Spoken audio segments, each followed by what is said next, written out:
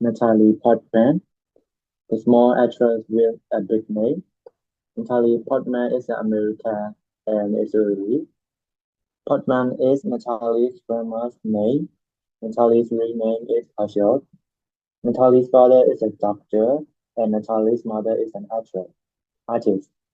Natalie lives in Los Angeles now. She likes Los Angeles because everyone's mind there. Natalie works all over the world.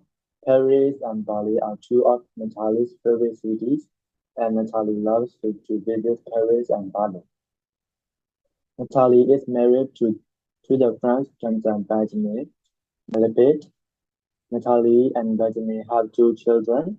The children's names are Elif and Amelia. Natalie dances and ice skates in her free time and loves. She is a vegetarian. She says she doesn't want to eat animals because she loves animals so much. Natalie has an IQ of 140.